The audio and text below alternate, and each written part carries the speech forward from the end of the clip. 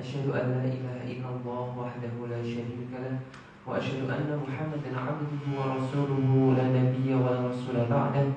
Allahumma shalli wa sallim wa zid wa barik ala Muhammad wa ala alihi wa ashabihi wa man tabi'ahum bi ihsan ila yaumil qiyamah.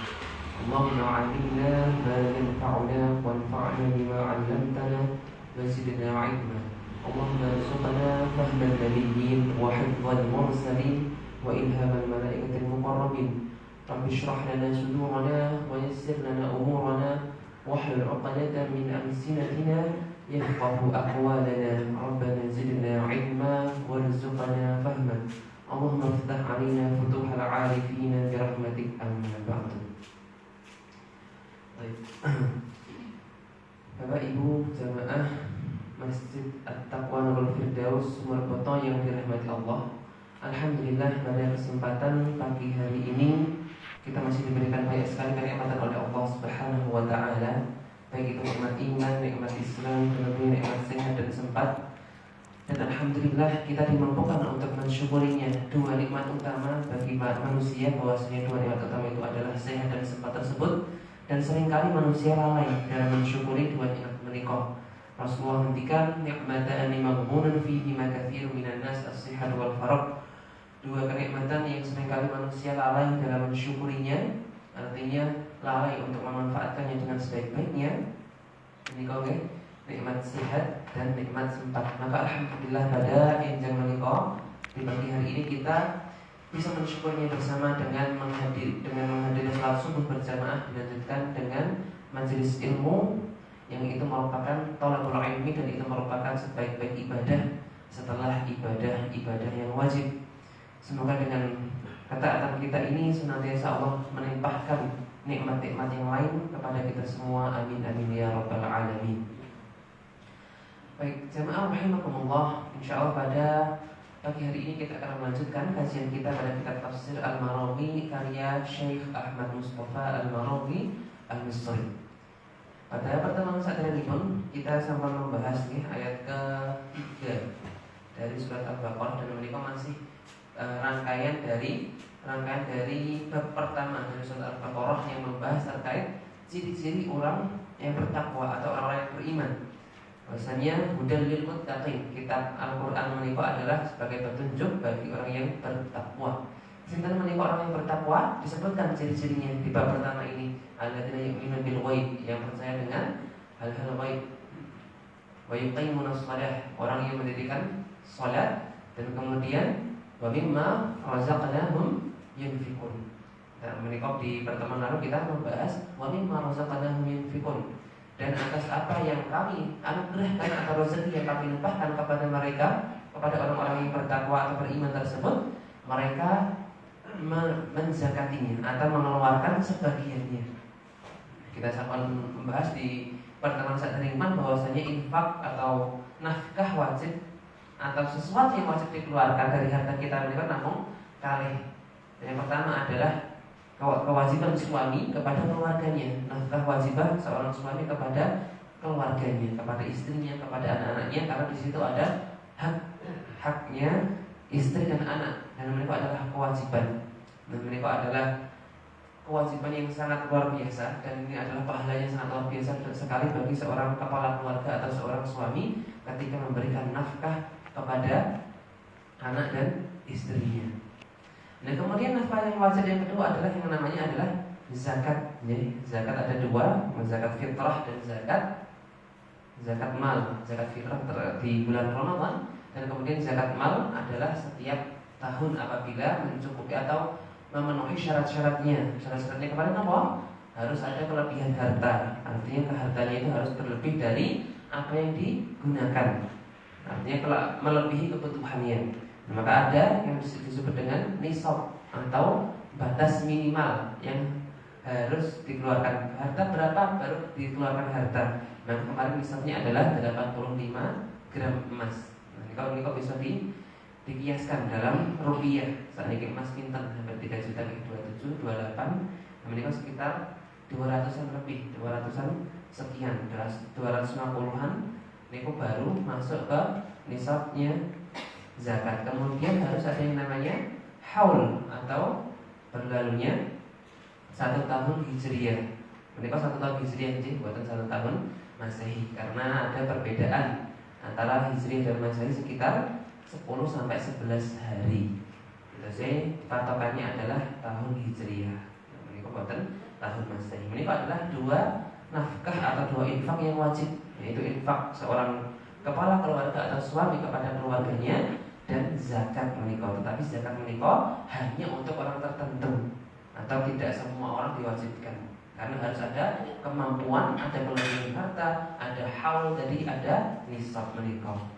Nah, sedangkan nafkah yang sunnah atau infak yang sunnah menika lebih luas cakupannya. Kalau zakat menika hanya untuk 8 asnaf, 8 golongan. Innamas shadaqatu lil fuqara wal masakin wal 'amilina 'alaiha wal mu'allafati qulubuhum wa fir riqabi wal gharimina wa fi sabilillah wa fi sabil antan 8.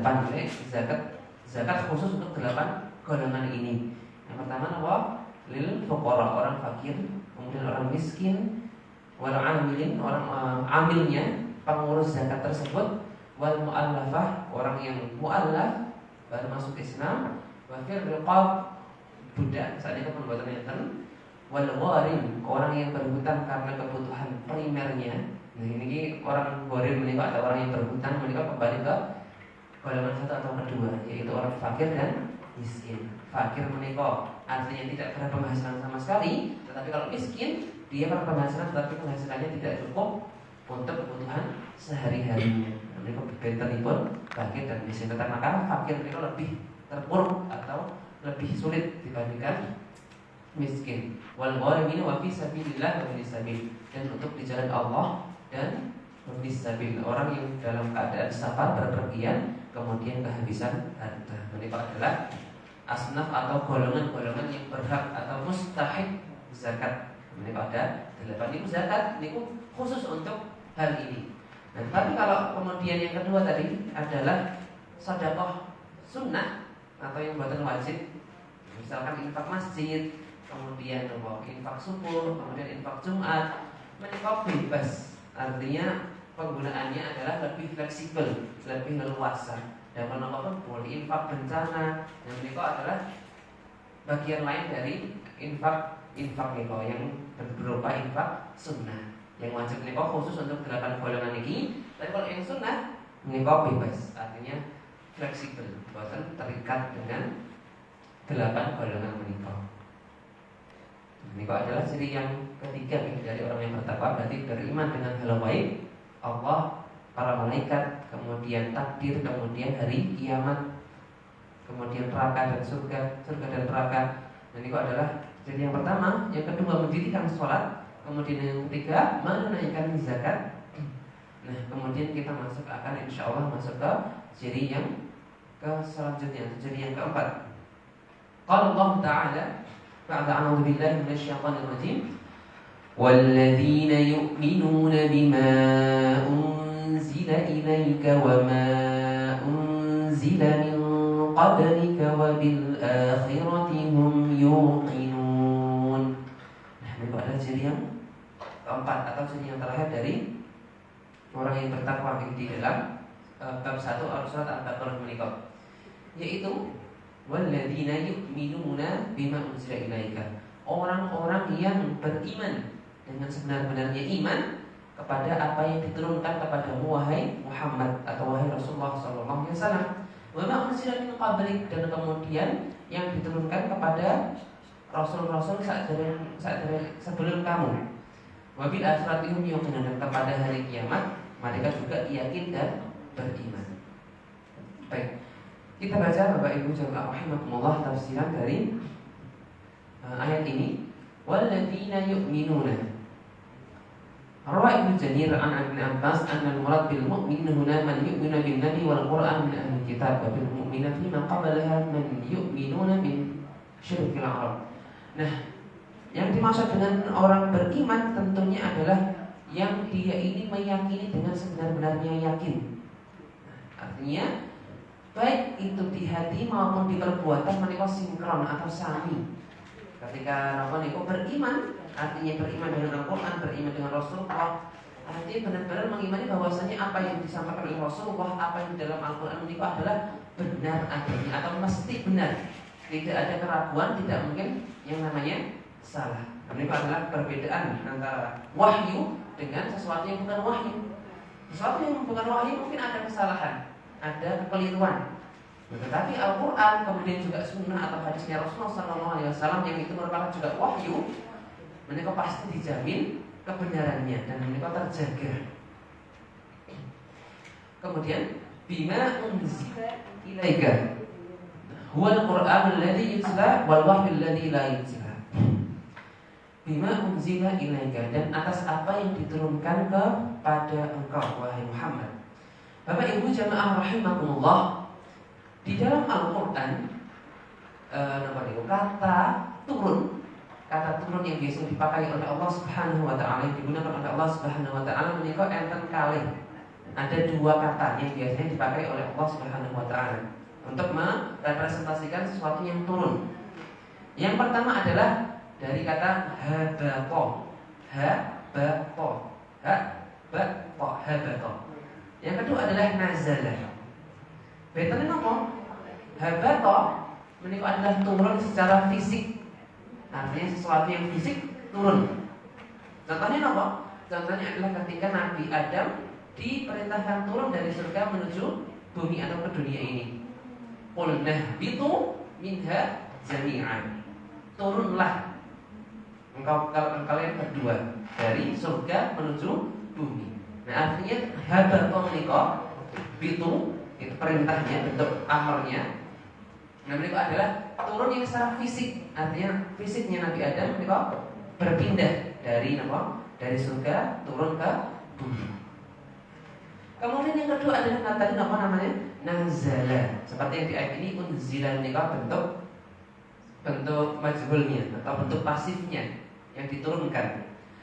Nazala niku adalah turun yang lebih umum atau lebih universal. Kadang dipakai buat fisik, kadang dibuat untuk non fisik. Nah, dalam konteks ini nazala digunakan untuk sesuatu yang non fisik, yaitu adalah Al-Qur'an. Nazala artinya berpindah, turun dari atas ke bawah, tetapi bentuknya tidak harus fisik. Kenapa demikian? Karena kita percaya bahwasannya Al-Quran itu bukan fisiknya. Bahwasanya para ulama menjelaskan Al-Quran, pengertian Al-Quran secara syariat atau secara istilah. Kenapa itu Al-Quran? Ini kita bedah masih bersama-sama. Secara bahasa Al-Quran itu dari kata qara'a. Nah, kemudian Al-Qur'u ini kok adalah sesuatu yang dibaca, lafaz yang diperdengarkan, Al-Qur'u. Nah, kemudian menjadi Al-Quran menika karena niki adalah isim mubalaghah, yaitu bentuk sesuatu yang superlatif yang senantiasa diperdengarkan, yang senantiasa dibaca sepanjang zaman dan tidak akan membuat bosan. Nah, itu adalah sifat musyabbahah bismil maf'ul kalau dalam nahwunya, artinya sesuatu yang dibaca berulang-ulang tetapi tidak menimbulkan bosan dan itu sesuatu yang mulia. Ini disebut dengan Al-Quran ini secara bahasanya. Kemudian secara istilahnya bagaimana? Al-Quran ini adalah yang pertama, pengertiannya dari Al-Quran adalah kalamullah. Ini adalah perkataannya Allah. Maka lafaz artinya perkataan itu adalah lafaz. Artinya lafaz tulisan yang dibaca, lafaz. Kalamullah al-munazzal ala Rasulullah sallallahu alaihi wasallam, yang diturunkan kepada Nabi Muhammad sallallahu alaihi wasallam. Ini yang kedua. Diturunkan kepada Nabi Muhammad, maka tidak diturunkan kepada rasul-rasul sebelumnya maupun setelahnya. Karena tidak ada lagi rasul atau kenabian setelah Nabi Muhammad sallallahu alaihi wasallam. Al-munazzal ala Rasulillah atau Muhammad sallallahu alaihi wasallam, kemudian biwasitati Jibril, dengan wasilah atau perantara Jibril. Artinya yang menyampaikan dari Allah kepada Rasulullah sallallahu alaihi wasallam ini adalah Jibril alaihi salam. Kemudian yang keempat, al-mu'jiz bi aqsai surah minhu, yang dia ini Al-Quran menika adalah mukjizat. Artinya mukjizat yang paling besar dan yang paling langgeng. Artinya tidak termakan oleh zaman. Nanti mungkin kita bedah. Mukjizat terbesarnya Rasulullah dan mukjizat terbesarnya manusia bagi manusia. Al-mu'jiz itu dari kata ajaza yang artinya lemah. Nah, mu'jiz artinya melemahkan. Maksudnya melemahkan pripun? Artinya ketika ada mukjizat menika adalah tantangan bagi orang lain, bagi kaum yang lain yang meragukan Al-Qur'an untuk apa? Mendatangkan semisal Al-Qur'an. Kita pangertos mukjizat dari pun Kanjeng Nabi Muhammad SAW. Misalkan apa? Nabi Sulaiman saged naik angin, bisa mengendalikan angin, bisa berbicara dengan hewan dan jin. Kemudian Nabi Ibrahim kebal dibakar. Nabi Isa bisa menyembuhkan orang buta, penyakit kusta, bisa menghidupkan orang mati. Sinten malih.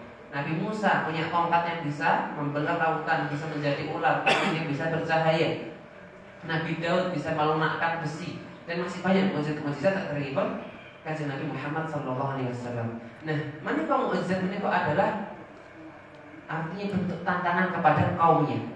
Mana bisa nggak kaummu? Artinya misalkan Nabi Musa menantang bala tentaranya Fir'aun, bisa menjadikan ular, bisa nggak? Ternyata para penyihirnya Fir'aun kalah. Kemudian silakan sini. Nabi Isa bisa menyembuhkan buta. Kira-kira bisa nggak kalian menyembuhkan orang buta? Bahwa ternyata yang sadar. Begitu pula Rasulullah SAW mukjizatnya berupa Al-Quran yang mulia ini. Al-Quran di sini ketika para Quraisy yang mereka dikatakan di zaman dan ini secara historis nih, artinya secara fakta, secara peradaban bahwasanya kaum Quraisy menikah adalah kaum yang paling fasih bahasa Arabnya, dan mereka adalah sastrawan sejati, pandai membuat syair-syair, pandai membuat puisi. Tetapi boten saged menandingi atau mendatangkan yang serupa dengan Al-Quran. Bahkan hingga satu surat pun mereka boten saged untuk mendatangkan yang semisal Al-Quran. Wa in kuntum fi raibin mimma nazzalna ala abdina fa'tu bisurah. Katakanlah apabila kalian ragu dengan kebenaran Al-Quran, maka coba datangkan satu surat saja. Tetapi mereka boten saged. Bahkan di surat Al-Isra Allah menjelaskan, "Qul la in ijtama'atil insu wal jinnu ala an ya'tu bi mithli hadzal Qur'an la ya'tuna bi mithlihi walau kana ba'duhum li ba'din dhahira." Katakanlah, kalaulah seandainya manusia dan jin menika bersekutu, bahu-membahu saling bantu untuk mendatangkan seperti yang Al-Qur'an ini ada, untuk mendatangkan sesuatu yang seperti dengan Al-Qur'an, la ya'tuna bi mithlihi. Mereka baik manusia dan jin walaupun bersatu saling membantu boten saged mendatangkan yang seperti dengan Al-Quran. Karena mukjizat itu melemahkan yang lain. Tidak mungkin ada ditandingannya, tidak mungkin ada saingannya. Nah, kemudian istimewanya mukjizatnya Al-Quran menika adalah langgeng atau sepanjang zaman. Mukjizat dari Rasulullah, misalkan Nabi Isa tadi, Nabi Musa, kemudian Nabi Ibrahim, Nabi Sulaiman, mereka adalah pada zaman itu saja. Ketika beliau sedo, mereka mukjizatnya selesai. Nah, cobi, misalkan nih, tongkatnya Nabi Musa tasih enten saat begini zaman saat ini masih ada sampai sekarang tongkatnya Nabi Musa. Kemudian kita yang pegang, kira-kira masih sakti nama badan? Belum tentu. Boten. Cincinnya Nabi Sulaiman kalau masih ada sampai sekarang, kemudian kita pakai, kira-kira masih sakti nama badan? Boten. Artinya apa? Mukjizatnya selesai ketika Rasul tersebut selesai diutus atau diwafatkan oleh Allah Subhanahu wa Ta'ala. Nah, itu adalah mukjizat dari ikut Rasulullah. Artinya selesai ketika nabi-nabi tersebut wafat atau rasul-rasul tersebut diwafatkan. Tetapi mukjizatnya Rasulullah sampun sedo sampai wafat 1400 tahun yang lalu. Tetapi mukjizatnya masih, dan siapapun yang mendekatinya pasti mulia. Siapa yang berinteraksi dengannya pasti diangkat derajatnya. Nah, itu adalah mukjizatnya Al-Quran sepanjang zaman. Yang terakhir adalah mukjizat tilawati al-muta'abbad bitilawati. Nah, ini spesialnya Al-Quran dibanding kitab-kitab saderengipun Al-Quran. Mereka apa? Al-muta'abbad bitilawati, yaitu bernilai pahala ketika dibaca. Ini betapa luar biasanya Al-Quran. Zabur, Taurat, Injil dibaca belum mendatangkan pahala, kecuali diamalkan perintah-perintah Allah yang ada di situ, maka baru bernilai pahala. Zabur, Taurat, Injil yang mereka ini sudah sudah didistorsi atau sudah dirubah, sudah diedit oleh pembesar-pembesar atau pendeta-pendetanya. Sudah dirubah atau diedit antara Zabur, Taurat dan Injil. Mereka sampun susah sekali menemukan yang aslinya. Nah, sedangkan Al-Quran menikah membacanya saja sampun dinilai pahala. Kalau Rasulullah SAW, Abi Hurairah radhiyallahu ta'ala anhu, man qara'a harfan bi kitabillah falahu bihi hasanah wal hasanatu bi asyri amsalha la aqulu alif lam mim harf wala min alifun harf wala min harf wa mim harf. Rasulullah mengingatkan, barang siapa yang membaca satu huruf dari Al-Quran, falahu bihi hasanah, maka baginya satu kebaikan. Yang satu kebaikan tadi lipat gandakan menjadi 10 kali lipat. Artinya satu huruf 10 kebaikan atau 10 pahala. Kemudian la aqulu alif lam mim harf. Aku tidak mengatakan bahwasanya Al-Quran surat Al-Baqarah menika alif lam mim. Menika satu huruf. Tetapi alif satu huruf, lam satu huruf, mim satu huruf. Maka pinten alif lam mim minimal 30 kebaikan. Bismillahirrahmanirrahim pinten 19 huruf, 190 kebaikan. Dari mana lek? Namun itu kita membaca satu surat, satu halaman, satu lembar, satu juz. Yang ini betapa pahala yang banyak. Dan menikah saya memasukkan kepada diri saya pribadi, artinya ini nasihat bagi diri saya pribadi maupun berjamaah umumnya. Kita menikah sampai di bulan Sya'ban, kira dari 20 hari lagi, kira sekitar setengah bulan lagi kita akan berjumpa dengan Ramadan yang merupakan bulannya Al-Quran. Monggo, mari kita pemanasan dulu. Artinya kita perbanyak tilawah Quran, membaca Al-Quran di bulan Sya'ban ini. Kita perbanyak amal-amal soleh. Bersedekahnya diperbanyak, membaca Al-Qurannya diperbanyak lagi. Karena untuk dalam rangka tarhib Ramadan, menyambut bulan Ramadan. Dan tarhib dengan memperbanyak membaca Al-Quran tadi. Nah, ini memang tadi adalah 5 tadi adalah ciri-ciri atau pengertian dari Al-Quran secara istilah. Kalamullah, kalamnya atau perkataan Gusti Allah Subhanahu wa taala. Al-Munazzal ala Rasulullah sallallahu alaihi wasallam, yang turun kepada Nabi Muhammad sallallahu alaihi wasallam dengan perantara Jibril, biwasitati Jibril, al-mu'jiz yang dia ingin menjadi mukjizat terbesar, kemudian al-muta'abbad bitilawati yang dinilai pahala ketika membacanya, terlebih lagi ketika dipahami untuk kita pelajari seperti pagi hari ini, kemudian untuk diamalkan. Maka betapa luar biasanya pahala yang diperoleh, bahkan berlipat-lipat tidak terhingga. Nah, ini adalah sesuai dengan keutamaan Al-Quran. Di dalam hadis yang lain Rasulullah bersabda, khairukum man ta'allama al-Quran wa 'allamah. Sebaik-baik kalian adalah yang mempelajari Al-Quran kemudian mengajarkannya. Artinya sebaik-baik manusia ini adalah Allah yang mempelajari Al-Quran kemudian mengajarkannya. Nah, artinya ini adalah predikat yang luar biasa, gelar yang sangat luar biasa sekali. Nah, bagi yang dereng membacanya dereng lancar, pripun? Maka usah bersedih ketika membacanya masih terbata-bata, masih tersendat-sendat. Menika nggih sampun enten jaminan pahalanya. Rasulullah ngendikan, al-mahiru bil Qur'an ma'a safaratil kiramil bararah Walladzina yatluhu aw yaqra'uhu wa huwa yatata'u fihi fa huwa 'alaihi syaqqun lahu ajrun.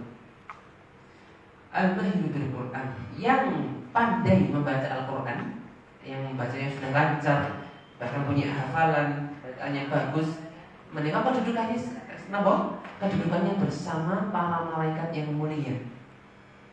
Ahlul Quran kedudukannya bersama para malaikat yang mulia. Bagaimana dengan yang dari lancar? Walladzi yaqra'uhu wa yatata'u fihi wa huwa 'alaihi syaqqun. Dan barang siapa yang membacanya kemudian masih terbata-bata, masih agak mengijet dari lancar, kadang-kadang masih ada kesalahan, tetapi boten menyerah, masih ada selalu ada semangat, ada perjuangan, ada usaha, falahu ajran, maka baginya 2 pahala. Dan ini 2 pahala boten gemen-gemen, boten napa niku, boten main-main pahalanya. Pahala yang pertama adalah pahala membaca Al-Quran itu sendiri. Pahala Al-Quran tadi ketika membacanya sama dinilai pahala. Pahala yang kedua menika adalah pahala usaha. Artinya ketika kita berusaha mempelajari Al-Quran, membaca Al-Quran, mungkin enten sing tasih jilid, enten sing tasih Iqra, enten sing napa niku ngijilid nggih dari Al-Quran, menika sampun dinilai pahala, baik itu pahala membaca Al-Quran maupun pahala usahanya.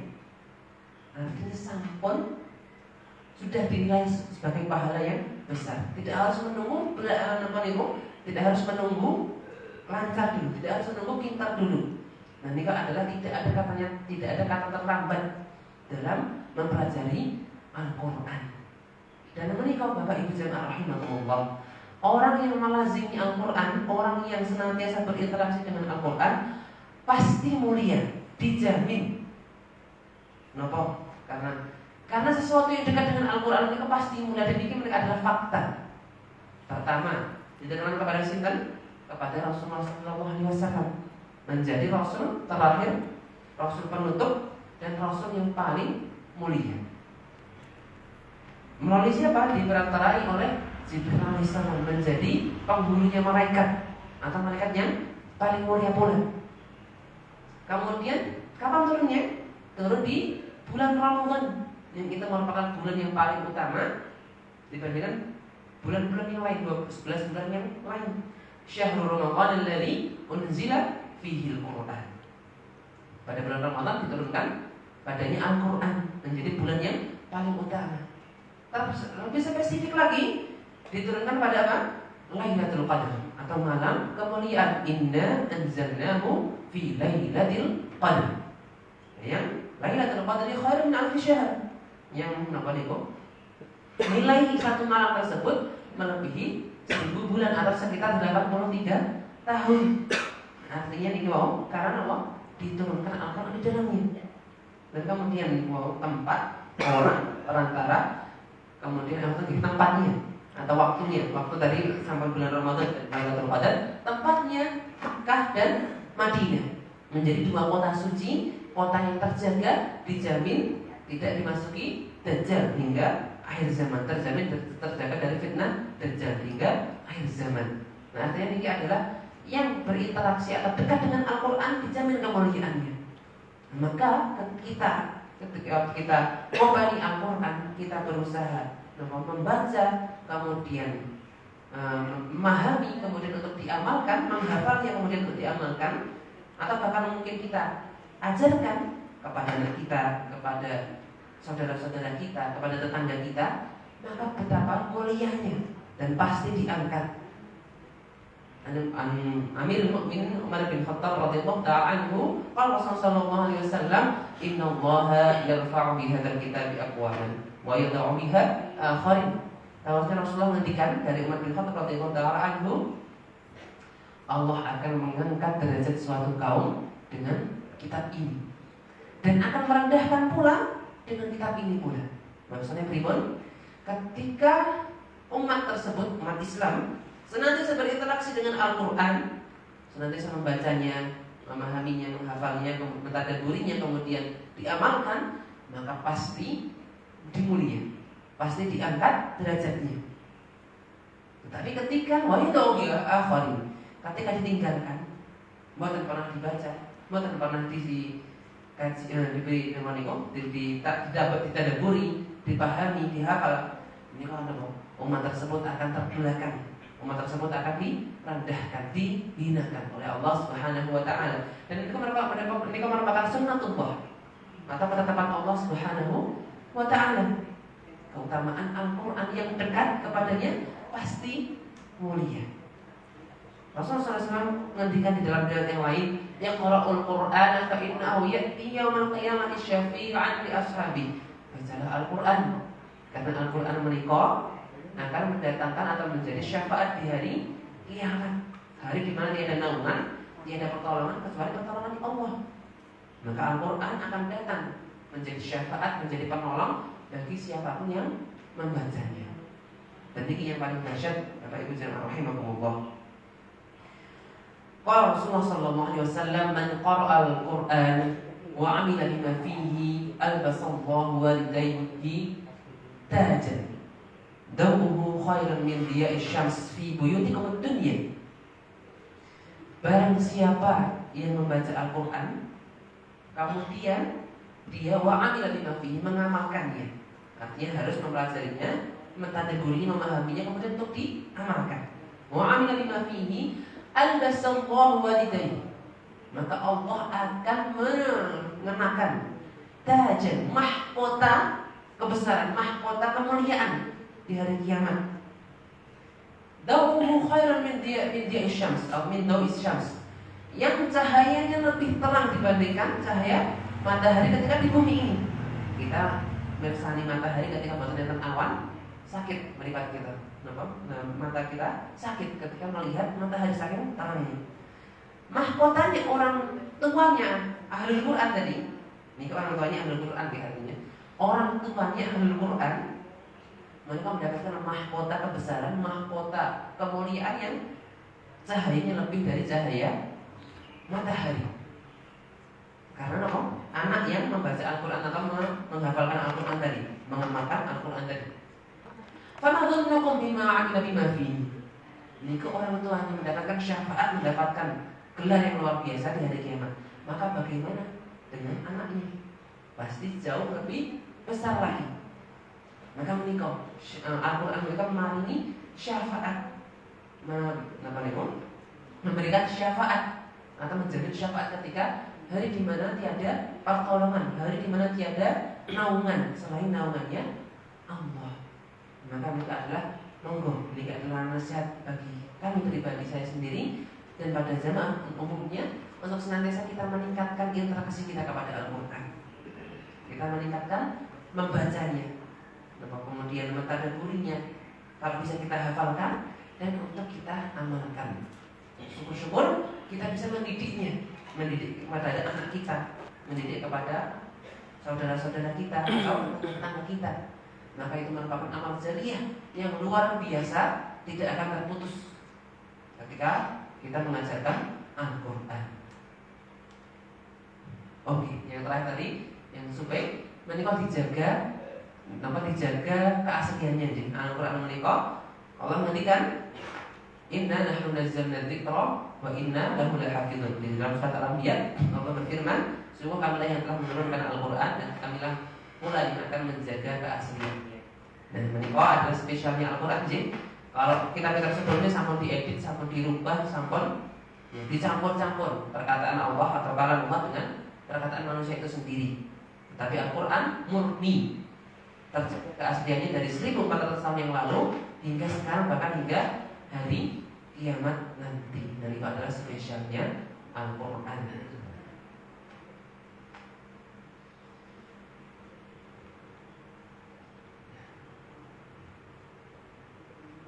Menikah adalah wahyul Quran dari yutslah. Menikah adalah Quran yang dibaca atau yang diwahyukan kepada Rasulullah kemudian disampaikan oleh Rasulullah SAW. Adapun ada wahyu yang lain yang tidak lain, ada wahyu yang tidak dibaca oleh Rasulullah SAW. Yaitu adalah sunnah-sunnah fi'liyahnya Rasulullah SAW, sunnah-sunnah yang dilakukan oleh Kanjeng Nabi Muhammad SAW. Karena sunnah menikah adalah pengertiannya ma udhifa ila Nabi sallallahu alaihi wasallam, apa-apa yang disandarkan kepada Nabi Muhammad SAW. Baik itu dari apa? Min qaulin, au fi'lin, au taqririn, au sifatin. Yaitu baik dari perkataannya Rasulullah Kanjeng Nabi Muhammad SAW. Ketika Rasulullah bersabda misalkan tadi, khairukum man ta'allama al-Qur'ana wa 'allamahu. Sebaik-baik kalian adalah yang mempelajari Al-Qur'an dan mengajarkannya. Ini adalah sunnah dalam makna ulumul hadis atau dalam istilah hadis ya. Bukan sunnah sing dalam istilah fikih. Artinya sunnah itu ada dua. Sunnah dalam istilah fikih yang dikerjakan berpahala, yang ditinggalkan tidak menopo atau rugi. Apa tadi ada sunnah yang dalam istilah ilmu hadis, yaitu apa-apa yang disandarkan kepada Rasulullah dari perkataan. Misalkan Rasulullah bersabda, itu adalah sunnah atau hadis menikah. Min qaulin aw fi'lin, atau dari perbuatannya Rasulullah. Rasulullah menikah bersabda, "Shallu kama ra'aitumuni usalli." Salatlah sebagaimana kalian melihat saya salat. Maka kita bisa mengetahui tata cara salatnya Rasulullah dari riwayatnya para sahabat. Sahabat melihat sendiri bagaimana salatnya Rasulullah. Rasulullah seperti ini, yang dibaca ini. Kalau subuh 2 rakaat, zuhur 4 rakaat kan, setelahnya subuh itu dilaksanakan jam segini, zuhur jam segini. Nah, ini kok adalah sunnah fi'liyah, yang artinya perbuatannya Rasulullah dilihat oleh para sahabat, kemudian diriwayatkan hingga kepada kita. Kemudian takrir ini kok adalah diamnya Rasulullah SAW. Ketika misalkan yang paling masyhur Rasulullah dalam perjalanan, Rasulullah ditawari daging kadal gurun atau biawak gurun. Biawak gurun itu adalah makanannya rumput-rumput atau tumbuhan-tumbuhan, dan ini adalah halal. Buatan biawak biawak kali ini buatan biawak sungai itu adalah haram. Tapi kalau biawak gurun itu adalah halal. Atau kadal gurun itu adalah halal. Ketika Rasulullah ditawari, Rasulullah buatan kersa, tetapi buatan melarang juga. Artinya Rasulullah diam, buatan melarang, buatan tidak, beliau buatan kersa tidak mau memakannya, tetapi juga tidak melarang para sahabat untuk memakannya. Yang menunjukkan adalah kehalalan daging kadal gurun tadi. Kadal gurun itu adalah halal tadi, karena Rasulullah diam, tidak mau mengomentari. Dan kemudian yang terakhir adalah min sifatin, dari sifat-sifatnya Rasulullah SAW, khalqiyah atau khulqiyah.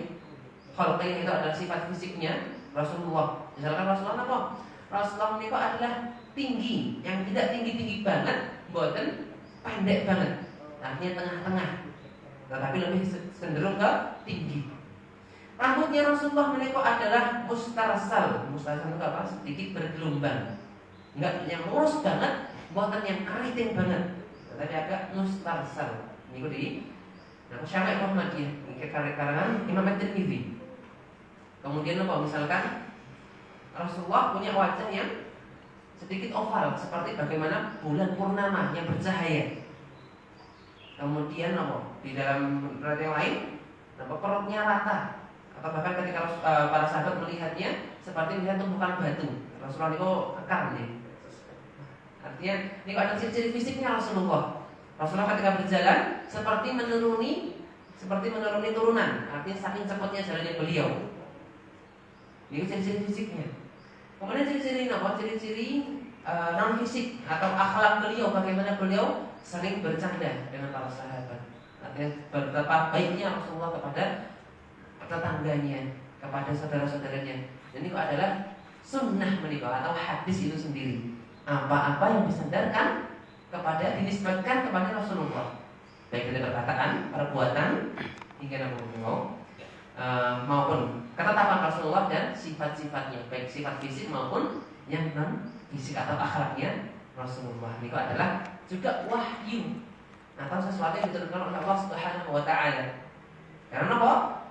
Allah menghentikan dalam Quran surat An-Najm, "Wa ma yantiqu 'anil hawa in huwa illa wahyu yuha." Tidaklah Rasulullah atau Muhammad itu berbicara sesuai kehendaknya, tetapi adalah in huwa illa wahyu yuha. Tetapi adalah apa yang dikatakan oleh Rasulullah adalah wahyu yang diturunkan oleh Allah Subhanahu wa taala. Maka terjamin kebenarannya. Maka ketika Rasulullah mungkin ada perbuatan kesalahan, ini perbuatan kesalahan sejatinya, tetapi adalah bentuk pengajaran kepada umatnya. Misal Rasulullah pernah kelewat bangun subuh. Saat ini bahasanya bangkong, kesiangan. Baru bangun ketika jam sudah sekitar pukul 6:30, ketika matahari sudah tinggi. Jam sudah waktu duha, masuk waktu duha. Rasulullah dengan para sahabat baru bangun. Tetapi ini bukan kesalahannya Rasulullah. Tetapi itu memang disetting oleh Allah Subhanahu wa taala agar menjadi pelajaran bagi umatnya. Ketika kesiangan terlewat satu waktu sholat, apa yang dilakukan? Yaitu mengqadha'nya. Maka Rasulullah memerintahkan kepada para sahabat, memerintahkan kepada Bilal untuk tetap azan, tapi dengan azan yang diri. Kemudian tetap qomat dan kemudian melaksanakan sholat subuh berjamaah dengan niat qadha atau mengganti yang terlewat. Begitu pula Rasulullah pernah subuh rakaat salat. Rasulullah pernah sholat rubaiyah, sholat 4 rakaat. Di riwayatnya ini ada yang mengatakan zuhur atau asar. Kemudian beliau 2 rakaat, di rakaat kedua, di tahiyat pertama menikah, beliau salam. Artinya baru 2 rakaat yang harusnya 4 rakaat, 2 rakaat salam. Nah, tetapi ini kemudian kok karena Rasulullah lupa, karena kealpaannya buatan, karena kekurangannya buatan. Tetapi karena apa?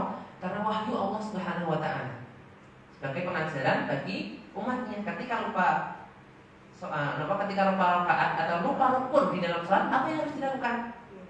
Maka Rasulullah mengajak para sahabat untuk bangkit lagi, melaksanakan 2 rakaat lagi, kemudian mengakhirinya dengan sujud sahwi. Subhanallah wa la yanamu wa la yasjud. Nah, ini adalah pengajaran Rasulullah SAW. Ketika Rasulullah berbuat seolah-olah seperti kesalahan, itu sejatinya buatan. Tetapi itu adalah apa? Adalah bentuk pengajaran. Karena Rasulullah mereka dijamin maksum, dijamin keterjagaannya dari dosa. Dan itu adalah wahyu yang diturunkan oleh Allah Subhanahu wa taala kepada Nabi Muhammad untuk pengajaran atau mengajarkan umatnya apabila terjadi seperti ini, apa yang harus dilakukan. Kalimat salat subuh nggih diqadha. Ketika lupa rakaat salat digenapkan. Misalkan baru salam digenapkan, kemudian sujud sahwi. Ini kok adalah tata cara apabila lupa atau terjadi kesalahan di dalam sholat ini. Itu artinya pengajarannya, bukan kok karena kekurangan Rasulullah. Karena Rasulullah mereka dijamin terjaga dari dosa. Kita lanjutkan sih. Maknanya sekali lagi. Wa ma unzila min qablika, dan atas apa yang diturunkan kepadamu, wa Taurat wal Injil wa sa'irul kutub as-salifah, dan kitab-kitab yang diturunkan sebelummu wahai Muhammad sallallahu alaihi wasallam, yang itu misalkan Injil, Taurat, Zabur, dan suhuf atau lembaran-lembaran yang diturunkan kepada Nabi Ibrahim atau Nabi-Nabi yang sebelumnya. Tetapi iman kepada kitab-kitab ini adalah iman secara global saja. Maksudnya kita hanya meyakini bahwasanya ada kitab-kitab yang diturunkan kepada umat Rasul-Rasul sebelum Nabi Muhammad SAW. Hanya mengimani itu saja. Kita tidak harus mengimani ada di dalamnya, karena tentu yang di dalamnya banyak distorsinya, banyak yang dirubah, banyak yang diedit, banyak yang ditambah, banyak yang dikurangi. Karena saat ini hampir tidak ada Taurat atau Injil yang terjaga atau murni perkataannya atau kalamullah, perkataannya Allah. Maka kita dituntut hanya untuk mengimani secara global saja atau secara bukan terperinci, secara ringkas saja. Maksudnya apa? Kita mengimani bahwasanya ada kitab yang diturunkan kepada Rasul-Rasul saderengipun Nabi Muhammad SAW pun berbeda dengan iman kepada Al-Quran yang harus mengimani seluruh isinya. Kita mengimani kitab-kitab sebelum itu adalah secara global saja. Tetapi kalau Al-Quran harus secara terperinci. Kita mengimani bahwasanya setiap kalimatnya atau setiap suratnya, setiap ayatnya adalah kebenaran dan firman Allah Subhanahu wa taala. Kemudian ciri-ciri yang terakhir, wabil akhirati hum yuqinun, dan kepada hari kiamat ad-darul akhirah yadarul jazaa 'alal a'mal, dan kepada hari kiamat mereka meyakininya dengan keyakinan yang sebenar-benarnya. Wal iman biha yang temanul iman bi kulli ma warada fiha bi nusus mutawatirah kal hisabi wal bizari musyrati wal jannah wal nar.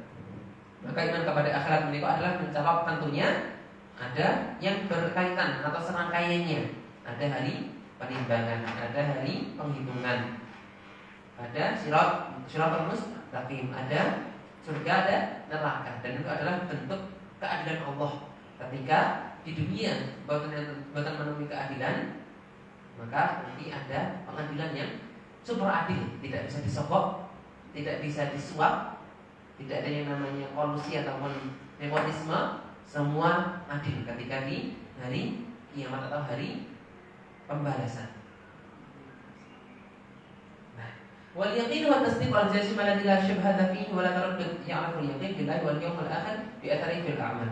Maka iman kepada hari kiamat menika adalah yang akan istilahnya membuat kita ini mawas diri. Kita mau bermaksiat, oh nanti ada pertanggungjawaban. Kita mau berbuat dosa, mau berkorupsi, berbuat zalim, oh nanti ada balasannya. Mungkin sekarang korupsi, ada kesempatan, tidak ada yang melihat, mungkin. Tetapi nanti pasti dipertanggungjawabkan, pasti tidak luput dari catatannya Allah. Dan ketika kita sudah punya keimanan dengan hari kiamat, punya keimanan dengan kematian, kita semua pasti mati. Dan ketika mati itu tidak hanya mati saja, tetapi kita nanti akan diminta pertanggungjawaban. Itu menjadi sebaik-baik nasihat. Bagaimana Umar bin Khattab mengatakan, kafa bil mauti wa'idha. Cukuplah kematian menika menjadi nasihat bagi kita semua. Nanti kita ketika nanti meninggal pasti dimintai pertanggungjawaban. Nantinya bagaimana kita mempertanggungjawabkan nikmat yang Allah berikan kepada kita, apakah digunakan untuk banyak kepada kebaikan atau kemaksiatan. Maka itu yang bisa menjawab adalah diri kita sendiri, dan ini menjadi evaluasi bagi kita masing-masing. Ulaika 'ala hudan min rabbihim wa ulaika humul muflihun. Mereka yang mendapatkan petunjuk dari Tuhannya, dan mereka orang-orang yang beruntung, yaitu orang-orang yang bertakwa tadi. Artinya itu 5 ayat ini adalah ciri-ciri orang yang bertakwa, yang kemudian mendapatkan predikat sebagai orang yang beruntung. Maka jamaah rahimakumullah, kita sama sekitar 40 menit, menikah 45 menit bahkan kajian pada pagi hari ini kita cukupkan. Materi kita pada pagi hari ini kita sampai menyelesaikan 5 ayat dari surat Al-Baqarah, dan ini menikah adalah bab pertama di dalam surat Al-Baqarah, yaitu ciri-ciri orang bertakwa. Nah, jadi yang beriman kepada al-ghaib, kemudian mendirikan sholat, menunaikan zakat, kemudian beriman kepada Al-Quran, beriman kepada kitab-kitab sebelum Al-Quran, dan beriman kepada hari kiamat. Mereka adalah orang-orang yang mendapatkan petunjuk, dan mereka adalah orang-orang yang berbahagia atau orang-orang yang beruntung. Mungkin-mungkin kita semua termasuk ke dalam golongan yang pertama ini, orang-orang yang bertakwa. Amin amin ya rabbal alamin. Maka jamaah rahimakumullah, nasykurukum wa na'fu minkum. Mohon maaf apabila kami ada kesalahan dalam kami menyampaikan, dan apabila ada kelebihan, sungguh itu murni kami dari Allah Subhanahu wa taala. Semoga kita senantiasa diberikan kemudahan, diberikan keistiqomahan dalam ibadah, dalam taat, dan semoga kita diberikan oleh Allah Subhanahu wa taala husnul khatimah di akhir kita. Amin amin ya rabbal alamin. Maka jamaah rahimakumullah, nasykurukum wa na'fu minkum. Nasrun minallah wa fathun qarib wa basyiril mu'minin. Wassalamu alaikum warahmatullahi wabarakatuh.